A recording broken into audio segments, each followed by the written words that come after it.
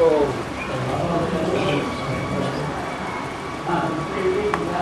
आज है 20 मार्च 1967 का प्रातः क्लास। तीसरे पेज के मध्याह्न में बात चल रही थी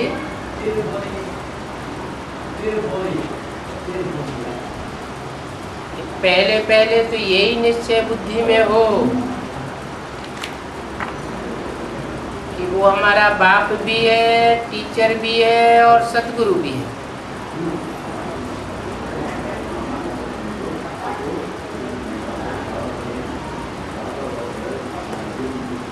और पहले ये समझो कि रचयिता बाप है व नहीं है। सभी का रचयिता एक ही शिव बाबा है। और वो ही ज्ञान का सागर है।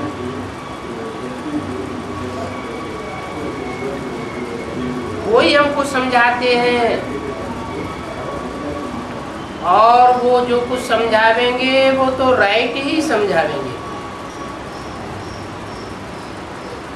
फिर तो कोई प्रश्न उठ ही नहीं सकता। बाप आते ही है संगम पर, सिर्फ कहते हैं कि मुझे ही याद करो और कोई को याद न करो तो तुम्हारे पाप भस्म हो जाएंगे। क्या शर्त रखी? मुझे एक को ही याद करो तो पाप भस्म हो जाए। हमारा काम ही है पतित से पावन बनाने का।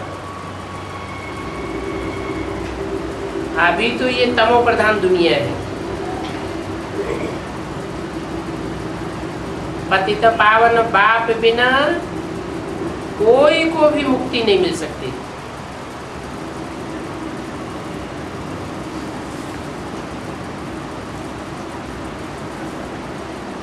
सभी गंगा स्नान करने जाते हैं तो पतित ठहरे। और मैं तो कहता ही नहीं हूं कि गंगा स्नान करो। मैं तो कहता हूं मामेकम याद करो।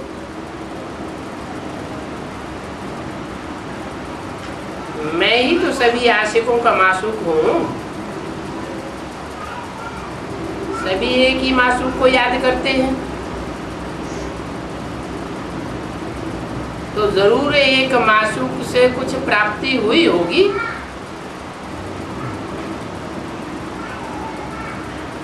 सारी रचना का क्रिएटर एक ही बाप है। वो कहते हैं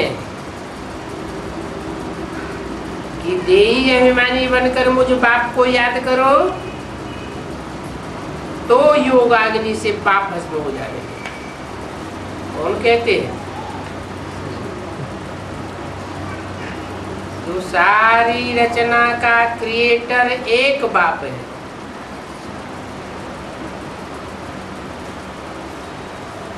तुम्हारे पाप भस्म भी हो जाएंगे और तुम पावन बन जाओगे। और यह योग बाप अभी ही सिखाते हैं। ऐसे नहीं कि शास्त्रों में जैसे कह दिया है कि हर युग में भगवान आते हैं, हर युग में आकर पतितों को पावन बनाते हैं। नहीं,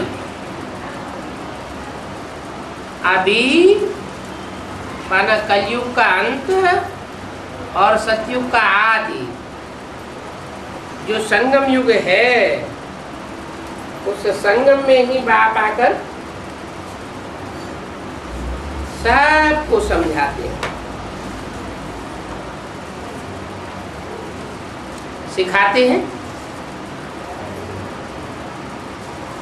संगम युग पर जबकि दुनिया बदल रही है,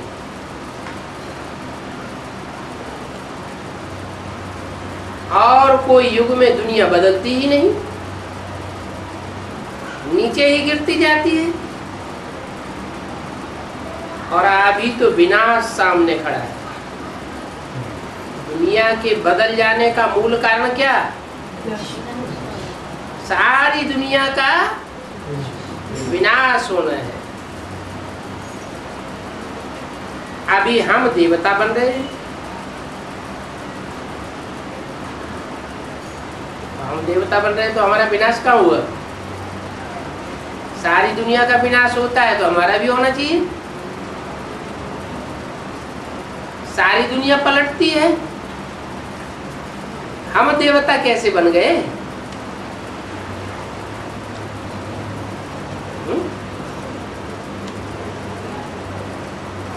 क्योंकि जो श्रीमत पर चलते हैं, बाप को पहचानते हैं, बाप की मत पर चलते हैं, उनका विनाश नहीं हो सकता। बाबा कितना सहज करके बतलाते हैं, परंतु बहुतों की ये धारणा ही नहीं होती है। क्यों नहीं होती है धारणा? बुद्धि में कोई को धारणा होती है, कोई को नहीं होती है। इसका कारण क्या है? धारणावान बुद्धि नहीं है, और कोई की इतनी धारणावान बुद्धि है कि अंत में ज्ञान में आते हैं, खुद भी धारण करते हैं और हजारों लाखों को धारण कराने के निमित्त बन जाते हैं। क्या कारण हुआ?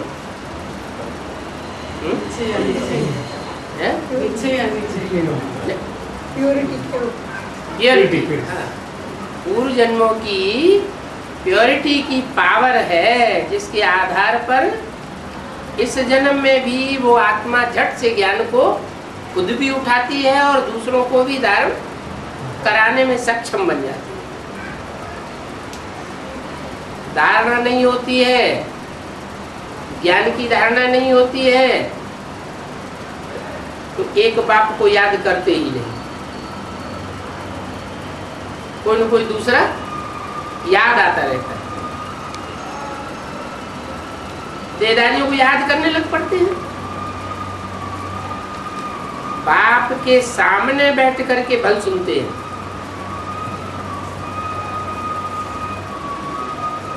परंतु एक रस होकर के नहीं सुनते।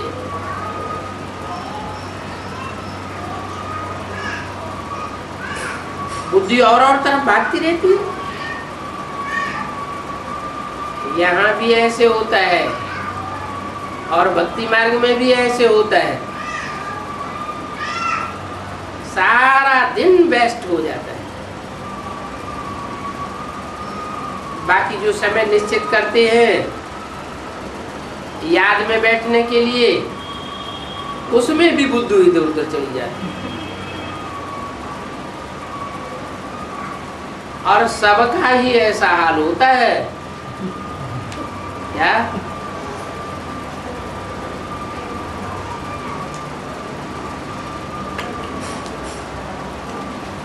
माया है ना, कोई को छोड़ती नहीं है। कोई फिर बैठे बैठे ध्यान में चले जाते हैं। ध्यान में चले गए तो भी याद से बुद्धि हट जाती है, क्योंकि वो समय भी यूं ही चला गया। ध्यान में जाने से कोई फायदा होता नहीं, अल्पकाल की खुशी मिल जाती है, कमाई तो कुछ भी नहीं हुई। बाप कहते हैं याद में रहो, जिस याद से ही विकर्म विनाश होंगे, और कोई दूसरा रास्ता नहीं है पाप कर्म भस्म करने का। जो ध्यान में जाते हैं उनकी बुद्धि में बाप की याद नहीं रहती। बहुत घोटाला है इन सब बातों में। ध्यान दीदार इनसे कोई फायदा नहीं, और तुमको तो आंख भी नहीं बंद करनी चाहिए।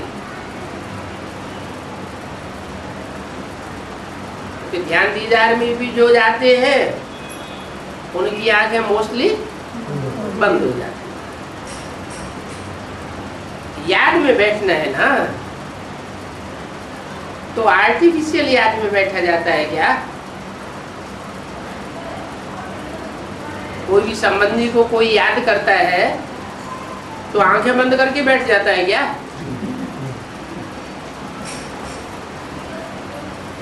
वो तो आर्टिफिशियल याद हो गई।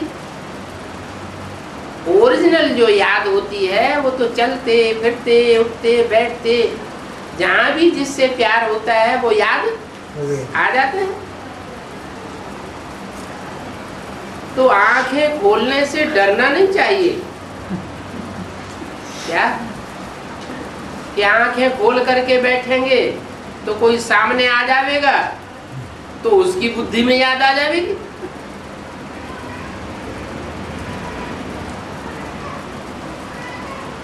डर कब लगता है?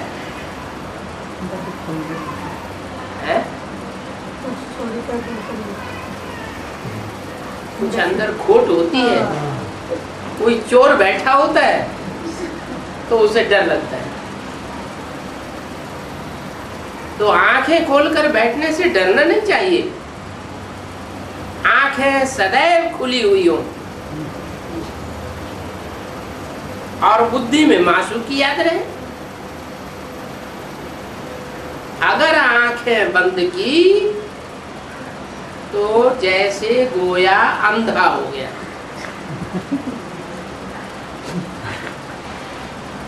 अंधे की औलाद अंधा हो गया। यह कायदा नहीं है क्या कि बंद आंखें करके बाप को याद करें। बाप कहते हैं याद में तो भले बैठो, परंतु ऐसे थोड़े कहते हैं आंखें बंद करो। आंखें बंद करेंगे व कांध नीचा करके बैठेंगे तो फिर बाबा देखेंगे कैसे? मुख्य बात तो ये है।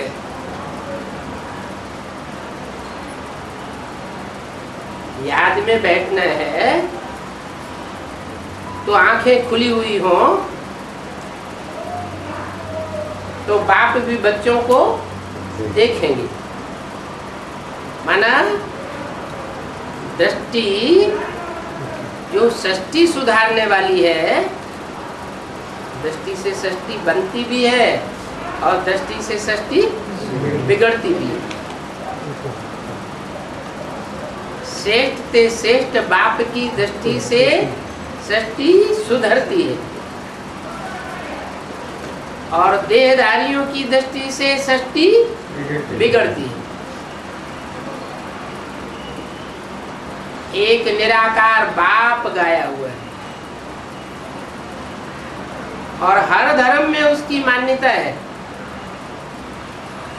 लेकिन वो निराकार का अर्थ गलत लगा लेते हैं। क्या? वो समझते हैं बिंदी, जिसका कोई आकार प्रकार नहीं होता, लंबाई चौड़ाई नहीं होती।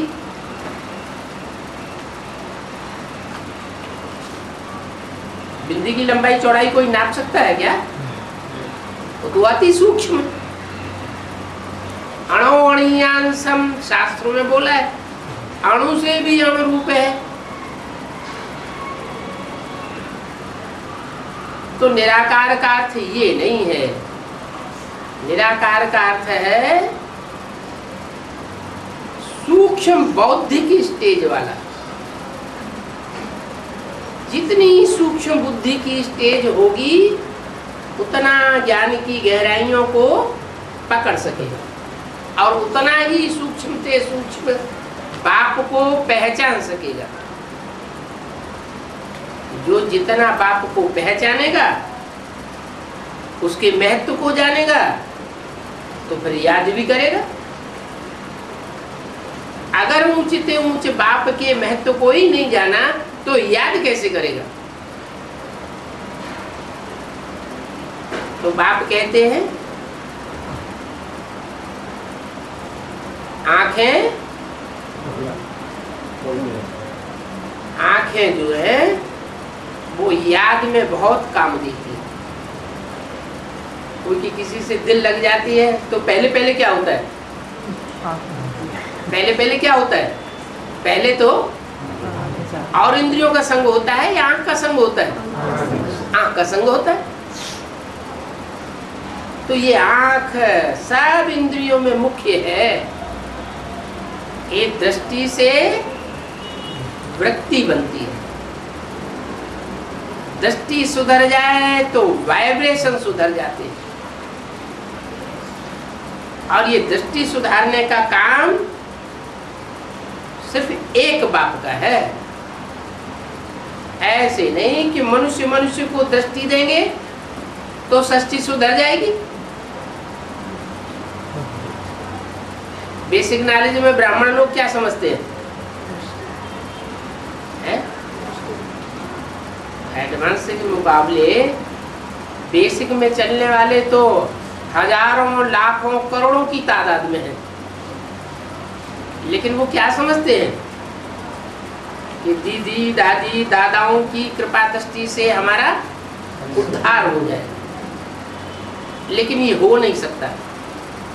2500 वर्ष से मनुष्य सृष्टि गुरुओं की कृपा दृष्टि लेते लेते गिरती चली आई। अब इस सृष्टि को दृष्टि से बाप उठाने आए। एक ही बाप है, कोई तो एक ही बिंदी है।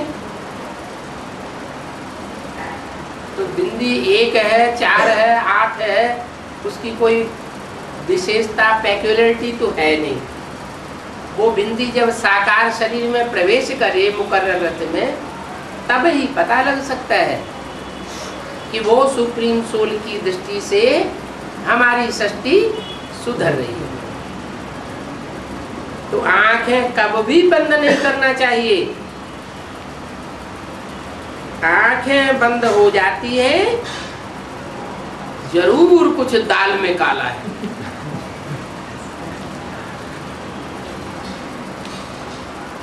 और कोई को याद करते होंगे।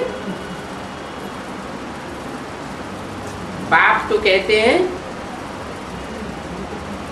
अगर तुमने और कोई को याद किया तो तुम सच्चे आशिक नहीं हो।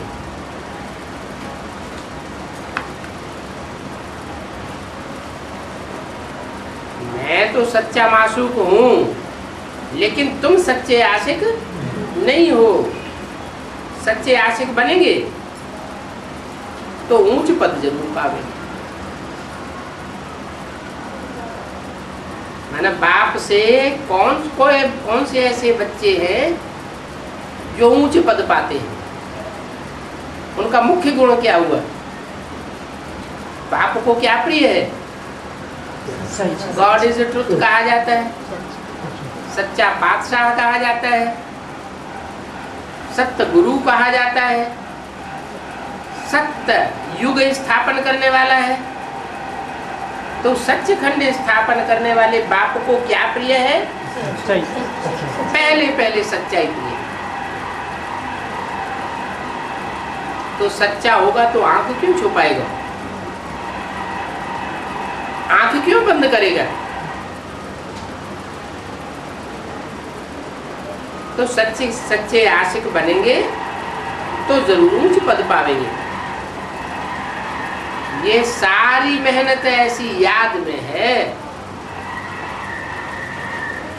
और देह अभिमान बुलाता है।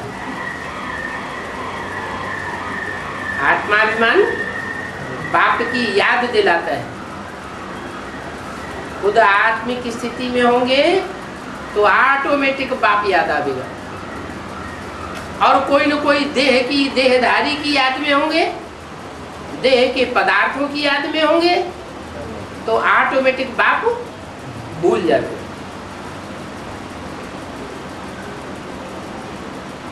देह अभिमान में रहते हैं तो फिर बुद्धि धक्के खाती रहती है। एक देहदारी में जाएगी, दूसरे देहदारी में जाएगी, देह के एक पदार्थ में जाएगी, दूसरे पदार्थ में जाएगी। और देहधारियों के साथ देहधारियों का स्थान भी लगा हुआ है। एक तीर्थ स्थान में जावेगी, दूसरे तीर्थ स्थान में जावेगी, मंदिर मस्जिद ठिकानों में बुद्धि भागती रहती, धक्के खाते रहते। तो मुख्य बात है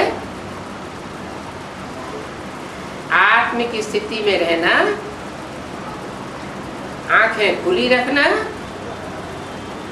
और बाप को याद करना। फिर बहुत मीठा भी बनना है,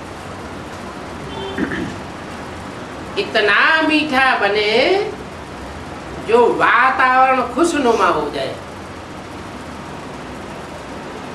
नहीं तो मुख से कोई कड़वा वचन निकलता है, कोई को टेढ़ी दृष्टि से देखते हैं तो वातावरण खराब हो जाता है। कोई आवाज भी नहीं होना चाहिए, वातावरण में मिठास हो, कड़वाहट न हो, कोई प्रकार की आवाज भी नहीं। कोई भी आवे तो देखे कि ये कितनी मीठी बातें करते हैं। क्या मीठा बोलो, धीरे बोलो और कम बोलो, बहुत साइलेंस होनी चाहिए। ज्यादा बोल बोल जहां होती होगी तो साइलेंस होगी, हो नहीं सकती। बहुत बोल बोल करने से फिर आपस में लड़ झगड़ पड़ते हैं। कोई कोई बात ऐसी निकल जाएगी जो एक दूसरे को कचोटती रहती है।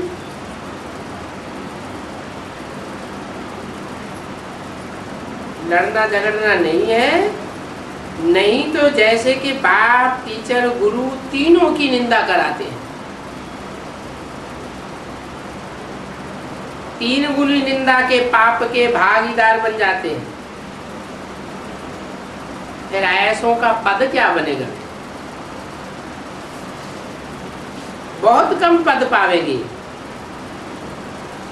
बच्चों को तो अभी समझ मिली है। कब?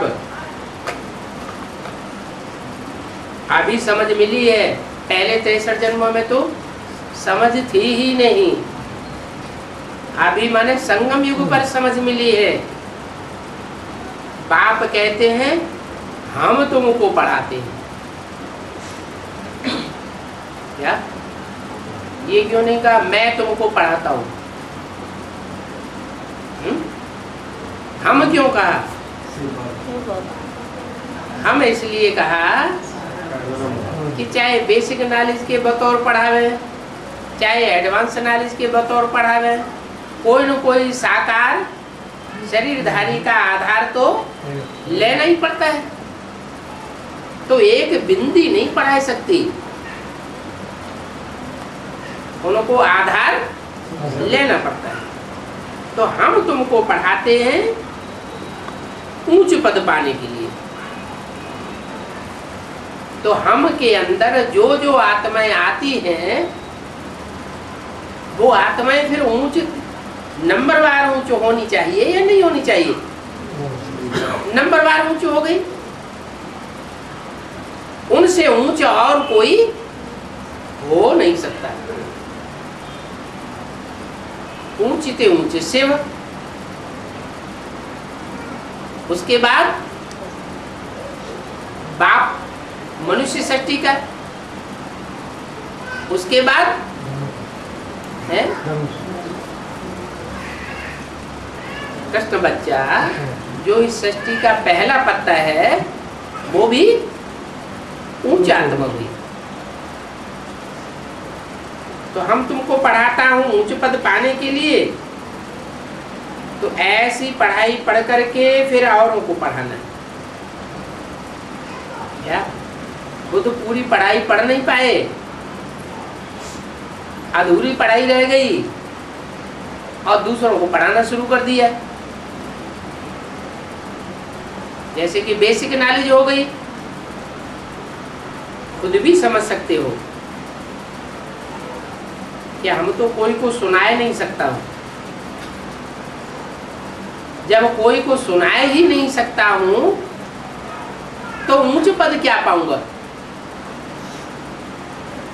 मना ऊंच पद पाने का सारा मदार किस बात पर ठहरा? दूसरों की जितनी सेवा करेंगे उतना ऊंच पद बन सकेगा। अगर प्रजा नहीं बनावेंगे तो फिर क्या बनेंगे? कोई राजा हो और उसकी कोई प्रजा हो ही नहीं तो क्या कहा जाएगा? ये राजा किसके ऊपर राजाई करता है?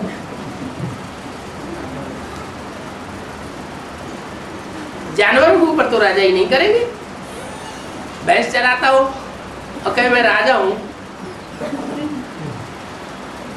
नहीं, आप समान बनाना है। जैसा राजा होगा यथा राजा तथा उसकी प्रजा होगी। राजा सूर्यवंशी होगा तो प्रजा भी सूर्यवंशी होगी। राजा चंद्रवंशी होगा तो उसकी प्रजा भी चंद्रवंशी होगी। ऐसे नहीं कि चंद्रवंशी प्रजा में सूर्यवंशी राजा के गुण आ जाएंगे।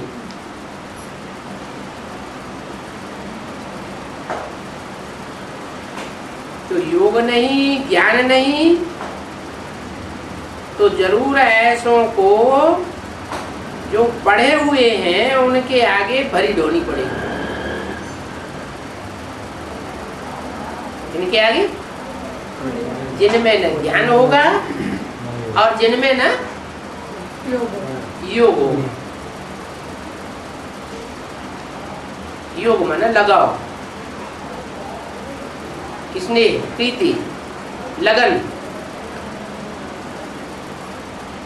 अपन को देखना चाहिए। अगर इस समय संगम युग के समय नापास हुए और कम पद पाया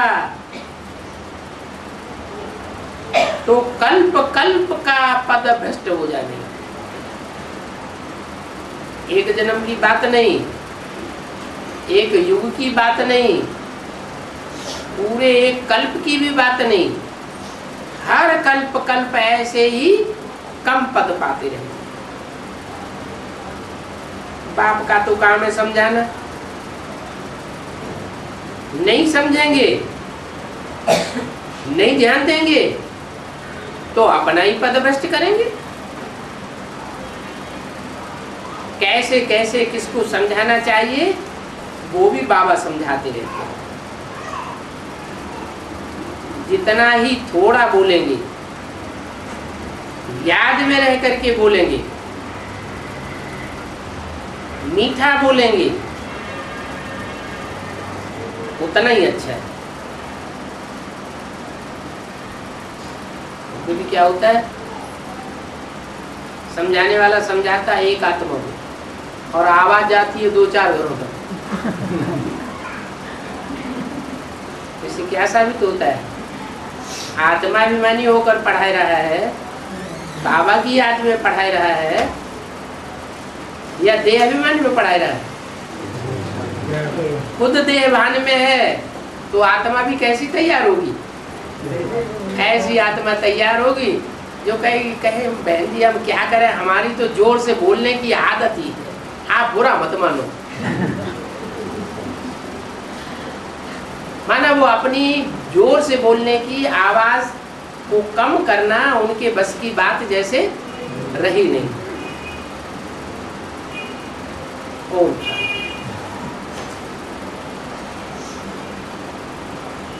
ये है एक छोटा सा रात्रि क्लास 20 मार्च 1967 का।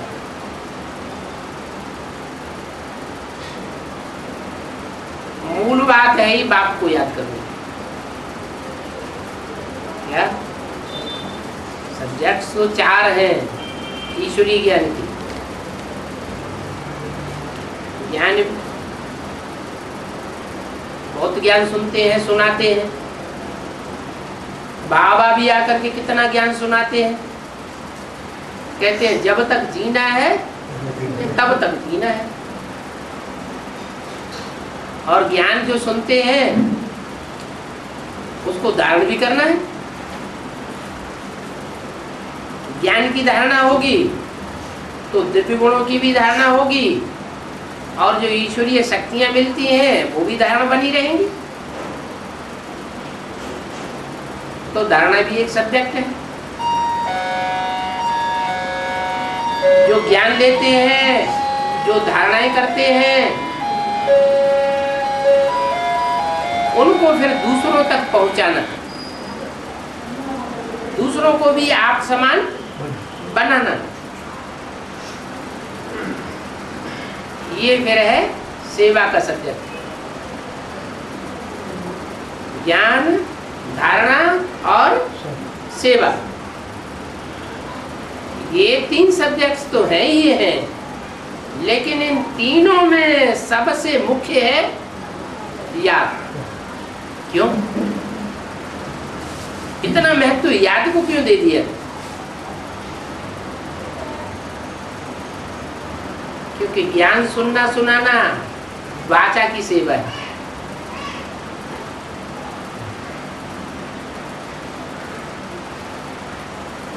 वाचा से जो सेवा होती है उसके लिए कुछ भागदौड़ भी करनी पड़ती है, माना कर्मेंद्रियों की भी सेवा करनी पड़ती है। तो कर्मणा सेवा और वाचा सेवा ये स्थूल सेवा है या सूक्ष्म सेवा है? वाचा भी स्थूल है, कर्मेंद्रियां भी स्थूल है। स्थूल में ज्यादा ताकत होती है या सूक्ष्म में ज्यादा ताकत होती है? सूक्ष्म में ज्यादा ताकत होती है। एटम बम बनता है, कितना एटम सूक्ष्म होता है तो कितनी ताकत होती है।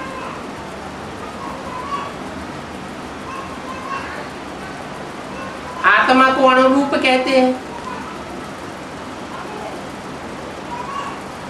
तो विद्वान आचार्य भी कहते हैं आत्मा बहुत शक्तिशाली है।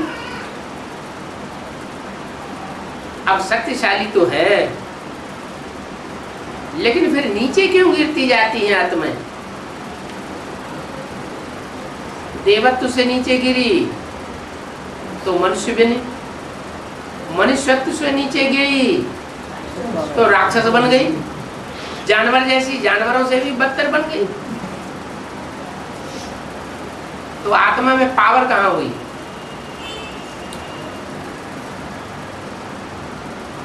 आत्मा जो है वो देह के संग करने से देह समझ बैठी। तो मन बुद्धि रूपी आत्मा स्थूल बन गई, सूक्ष्म शक्ति समाप्त हो गई, तो पावर नहीं रहती। कितने साल हो गए बेसिक नॉलेज चलते चलते? 70 साल हो गए। दुनिया में कोई परिवर्तन हुआ? कहीं कोई परिवर्तन दिखाई पड़ता है? ब्राह्मणों की दुनिया के अंदर ही परिवर्तन दिखाई पड़ता है? नहीं। कारण क्या हुआ? क्या कारण हुआ है? जो आत्मिक स्थिति है वो अभी तक भी पक्की नहीं हुई। सर्विस भी करते हैं तो देवभान की सर्विस करते हैं। वाचा के जो पंडित बन जाते हैं उन्हें बड़ा अहंकार आ जाता है, दूसरों को कंट्रोल करने लग पड़ते हैं। तो देवभान की सेवा हुई ना।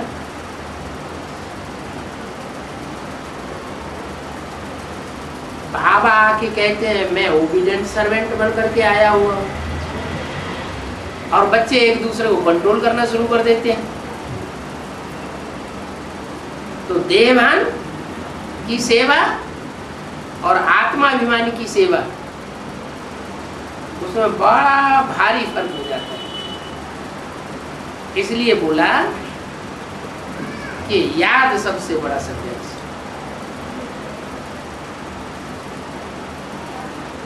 ज्ञान मुख्य चीज है। आत्मा का, परमात्मा का, सृष्टि चक्र का ज्ञान नहीं होगा तो फिर पहचान नहीं होगी। ज्ञान मुख्य है और पहले है। क्या मुख्य चीज है और पहली चीज है, बेसिक चीज है, लेकिन एवरलास्टिंग चीज नहीं। आखिरी में एवरलास्टिंग ताकत कौन सी हुई? याद। और अंत में क्या रह जाएगा? याद ही रह जाएगी, तंत रह जाएगा। तंत में ज्यादा ताकत होती है, सार में ज्यादा ताकत होती है, या विस्तार में ज्यादा ताकत होती है? ज्ञान का हो जाता है बहुत विस्तार। कितना विस्तार बताया?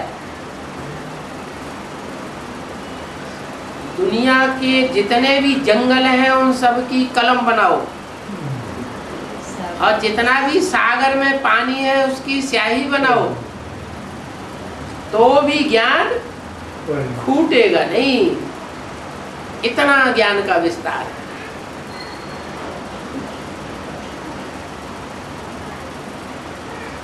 तो सार लेना अच्छा या विस्तार लेना अच्छा?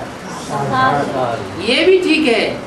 जितना हम सार ग्रहण करेंगे उतना ही विस्तार करने वाले भी बन जाएंगे।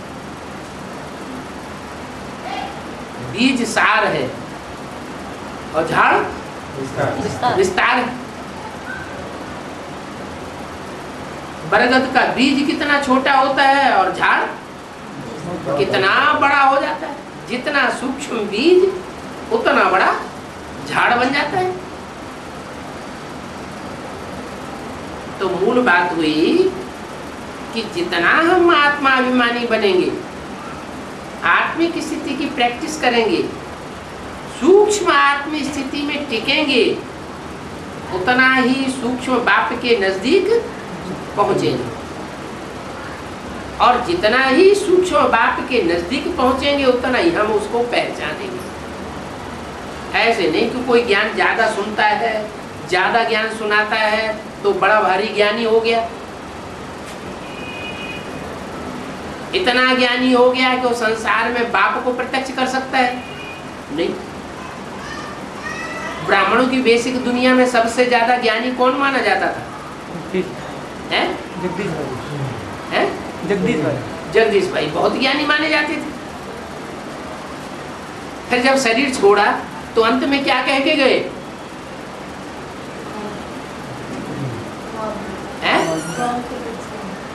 ये कह के गए कि हमने जो प्रतिज्ञा ली थी कि मैं बाप को प्रत्यक्ष करके छोड़ूंगा, बाप की पूरी प्रत्यक्षता करूंगा। इस बात में मैं फेल हो गया। मैं बाप को प्रत्यक्ष नहीं कर सकता।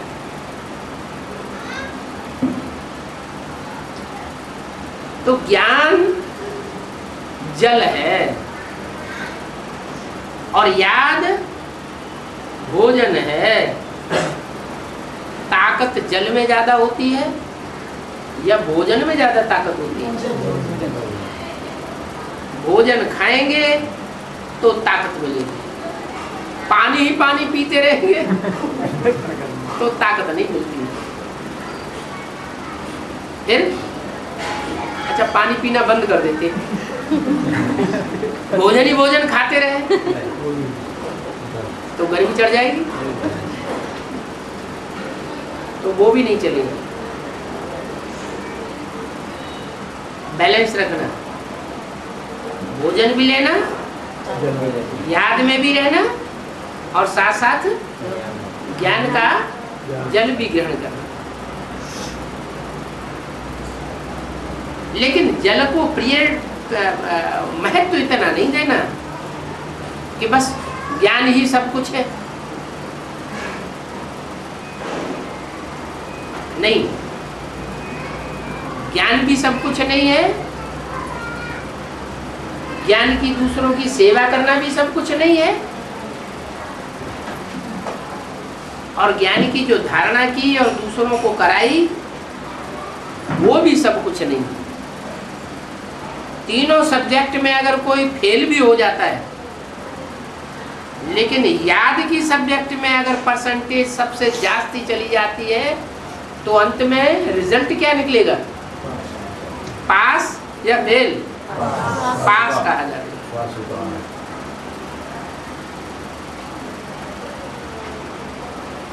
तो याद का इतना महत्व है।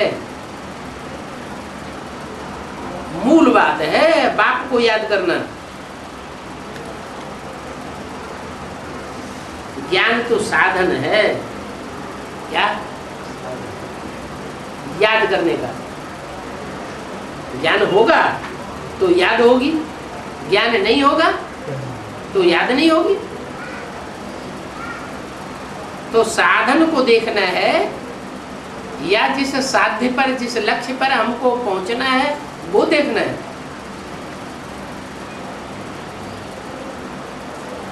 साधन साधन है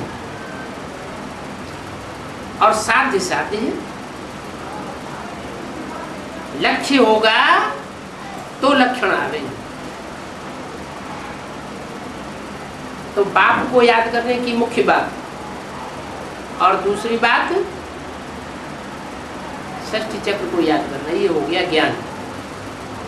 ये नंबर 2 की चीज। पहला प्योरिटी याद के सब्जेक्ट को, और दूसरा ज्ञान। तो अपने ऊपर ये नजर रखनी है। तीसरी बात कि मेरे अंदर कोई अवगुण तो नहीं है। बच्चों को ये चाहना है कि बाप से हम पूरा वर्षा ले लें। कोई बच्चे हैं इतनी बातें नहीं समझते हैं, जितना विस्तार बताया जाता है ज्ञान का, तो बाप कहते हैं कोई हर्ज नहीं। बूढ़ी बूढ़ी माताएं वो तो अफसोस करती रहती हैं कि हमारे अंदर तो ज्ञान ठहरता ही नहीं। बाबा कहते कोई हर्ज नहीं। अच्छा तो लगता है, जब ज्ञान सुनते हैं तो अंदर से चाहना तो है, अच्छा तो लगता है। इतना ज्ञान नहीं है तो कोई हर्जा नहीं। हमको तो बाप से वर्षा लेना है, मुक्ति और जीवन मुक्ति का। तो पहले पहले ये निश्चय होना चाहिए कि जिससे वर्षा लेना है उसको हमने पहचान लिया। बाप को पहचाना, बाप को जाना, माना बहुत बड़ा काम हो गया। इसलिए बाबा कहते हैं तुम बच्चों में और कोई सिफ्त हो या ना हो, दुनिया वालों के मुकाबले कौन सा विशेष गुण है? बाप की पहचान तुम बच्चों को। बल कोई गुण नहीं है। मेरे निर्गुण हारे में कोई गुण नहीं। बंदरों की महफिल में आता हूँ। कोई कहे बंदरों में कोई गुण होता है? बंदरों में तो विकार ही विकार भरे पड़े होते हैं, गुण तो कोई होता नहीं। तो भी राम की सेना गाई हुई क्यों है? हैं?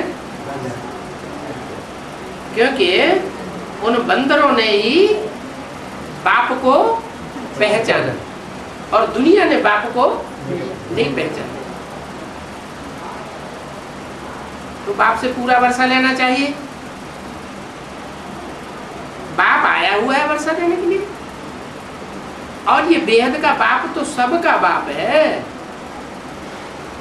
क्या ऐसे नहीं कि अंधे लूले लंगड़े काने कोड़ी कुब्जे हैं उनका बाप नहीं है, दुष्ट हैं उनका बाप नहीं है, देवताओं का ही बाप है? नहीं। इस बाप की सिद्ध क्या है? ये सबका बाप है। राक्षसों का भी बाप है और देव आत्माओं का भी पाप है। बाप ने ही आकर के पहले पहले ब्रह्मा कुमार कुमारियों को रचा है।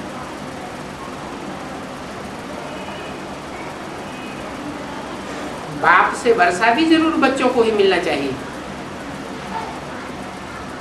है? इनको दुनिया वालों को नहीं। जो बाप के बच्चे बने, जिन्होंने बाप को पहचाना, उन बच्चों को बाप का वर्षा मिलना चाहिए, मिलना भी है। और वर्षा मिलना है स्वर्ग का। कौन सा? स्वर्ग का वर्षा मिलना है? क्यों? वर्षा नरक का नहीं होता? द्वापर कलयुग में सुख नहीं होता क्या? है? नहीं होता? अरे सुख होता नहीं, कैसे? आज की दुनिया में कोई कहो स्वर्ग चलोगे, नारद जी सबसे जाके कहते रहते हैं चलो वैकुंठ चलो वैकुंठ, कोई जाता है? क्यों?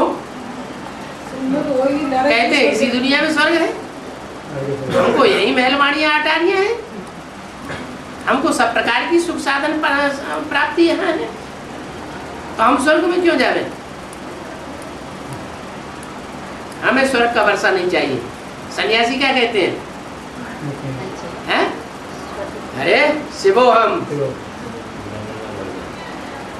तो खुद ही शिव हैं, भगवान है, हमें स्वर्ग में नहीं जाना। स्वर्ग के सुख काग विष्टा समान, सन्यासी लोग कहते हैं। बाप कहते हैं मैं वर्षा देता हूँ स्वर्ग का,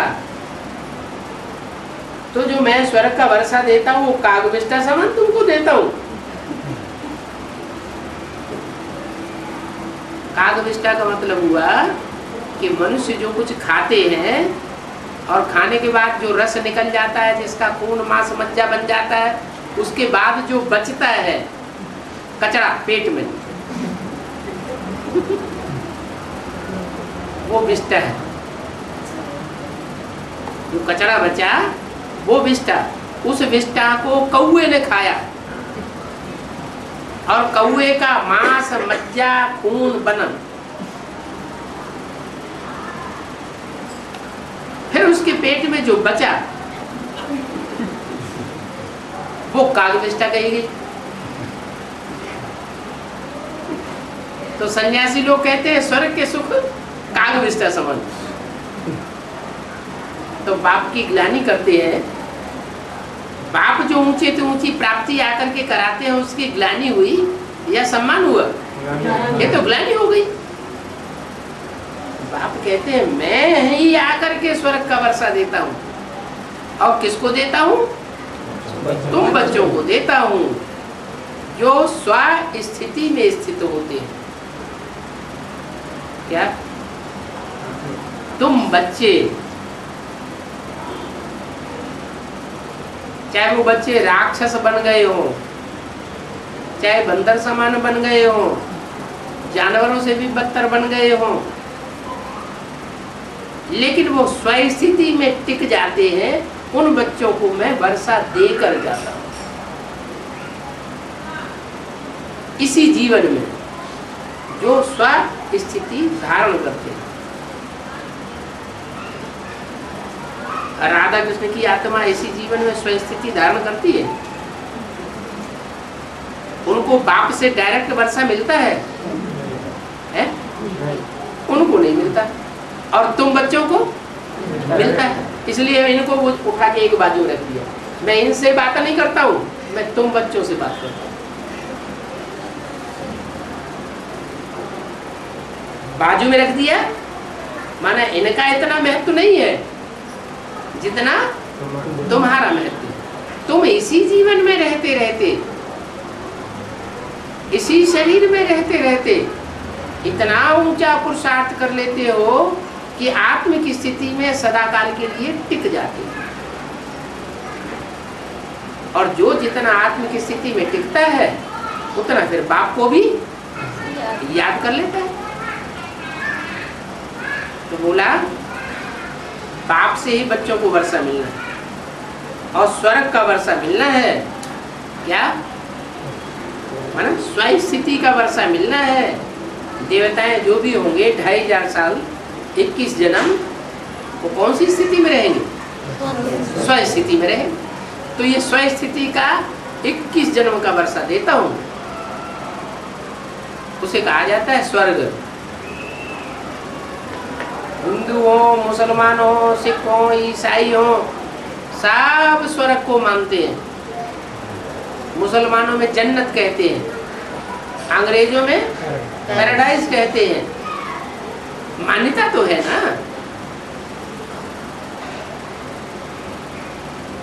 तो वो स्वर्ग का वर्षा मैं आकर के देता हूं। बाकी जितना वर्षा तुमको मिलता है और मिलता आया है 2500 वर्ष के अंदर 63 जन्मों से, वो सब मनुष्यों से मिलता चला आया। मनुष्य माने नर।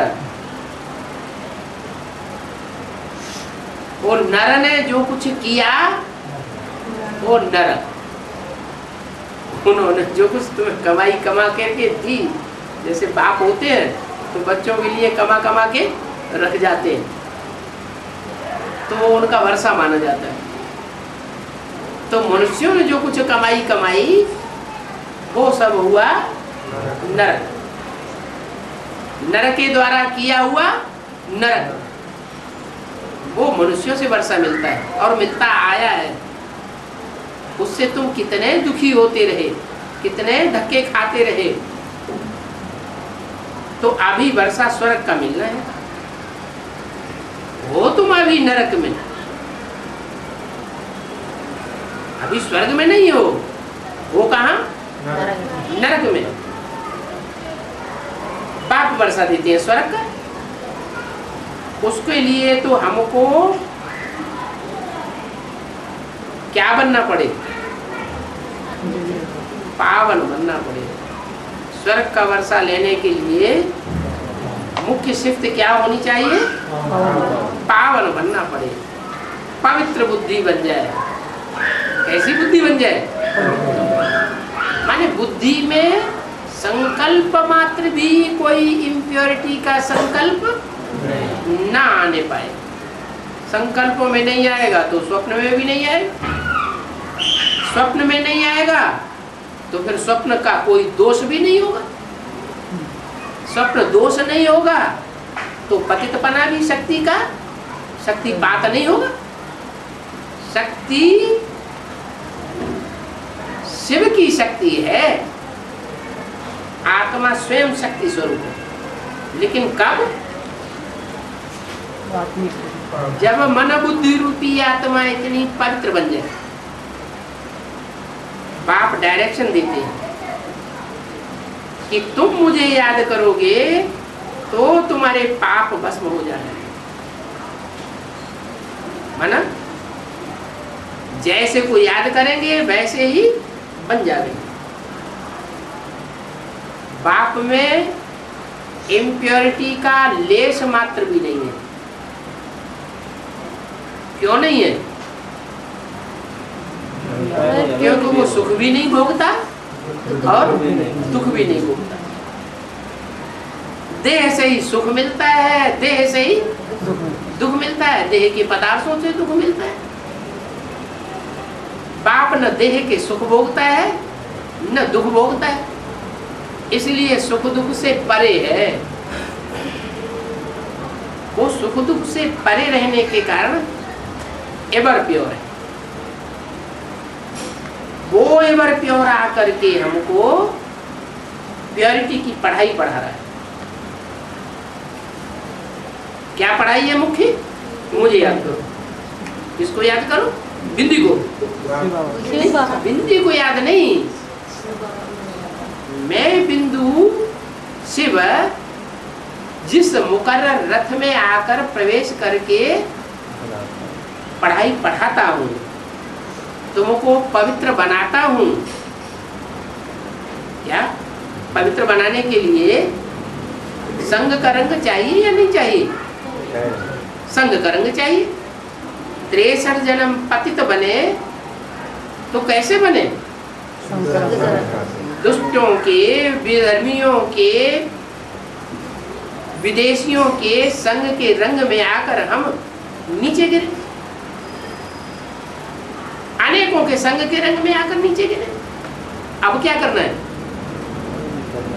अब उल्टा कर देना।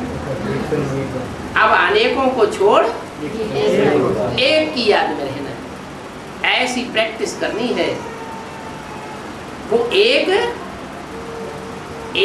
एवर प्योर है। इसका मतलब ये नहीं कि बिंदी एवर प्योर है। बिंदी का एवर प्योर होना और बिंदी का एवर इम्प्योर होना ये कोई मतलब नहीं रखता।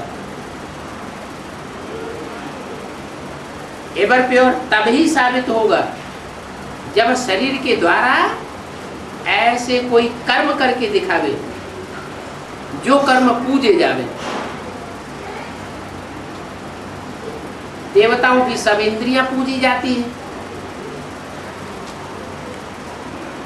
कमल नयन कहा जाता है, कमल पाद कहा जाता है, कमल हस्त कहा जाता है, कमल मुख कहा जाता है। और शिव बाप का तीसरा नृत्य दिखाया जाता है। बाप जब बाप बन के आता है, सारी मनुष्य सृष्टि का जो बाप होता है, संसार में प्रत्यक्ष होता है, तो उसकी कौन सी मुख्य इंद्रिय प्रत्यक्ष होती है संसार में? तीसरा नेत्र। उस तीसरे नेत्र की शक्ति से वो कार्य करता है जो दुनिया का कोई भी धर्म पिता, ग्रेट ग्रैंडफादर है, वो भी नहीं कर सके। क्या करता है?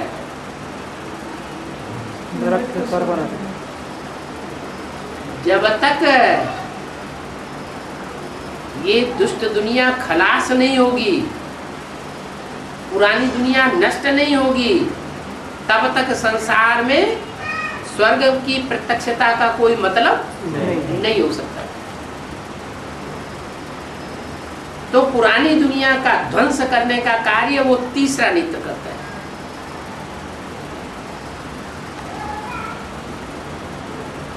पहले अपने अंदर पाप साप भस्म करता होगा, काम विकार को भस्म करता होगा, या पहले बाहर की दुनिया में भस्म करेगा? जो अपने नहीं कर सकेगा वो दूसरों के भी नहीं कर सकता। उसका संग का रंग लगेगा ही नहीं। दृष्टि के संग का रंग उसी का लग सकता है जिसकी दृष्टि खुद पावन बनी हुई। तो वो सुप्रीम सोल जिस मुकर्रर रथ में आकर के प्रवेश करता है, उस मुकर्रर रथ के द्वारा दृष्टि से सारी ही सृष्टि को सुधारता है। सारी दुनिया का वाइब्रेशन सुधर जाता है। लेकिन किनका वाइब्रेशन सुधरेगा? किनका जन्म जन्मांतर सुधरेगा? किनका नहीं सुधरेगा? किनका जल्दी सुधरेगा और किनका देर में सुधरेगा? आपका श्रीमत पर चलने का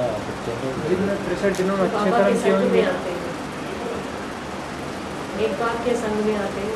वो बात है पवित्र बनने। अभी जितनी भी पढ़ाई हुई एडवांस नॉलेज की, बेसिक नॉलेज की, उसमें संघ के रंग में कौन आए जास्ती है? यज्ञ के आदि में भी संघ के रंग में रहे सूर्यवंशी बच्चे, और अभी एडवांस में भी पहचान करके रहे। पहले तो पहचानते नहीं थे, और अभी पहचान करके संघ के रंग में रहे, तो पवित्र बने है? बुद्धि पावन हुई। अपवित्र संकल्प तो आना बंद नहीं हुआ अभी। तो अपवित्र संकल्प आते हैं, माने दृष्टि वृत्ति अभी भी दूषित हो रही है। पावन अभी न दृष्टि बनी न बुद्धि की वृत्ति बनी। और बाप क्या कहते हैं? स्वर्ग का वर्षा पाना है तो क्या करना है? पावन बनना है। जो पहले पावन बनेंगे वो जन्म जन्मांतर के लिए ज्यादा प्राप्ति करेंगे, जो बाद में पावन बनेंगे नंबर माला में नीचा हो जाएगा तो उनकी प्राप्ति जन्म जन्मांतर की सुख की माना स्वर्ग की कम हो जाएगी। ओम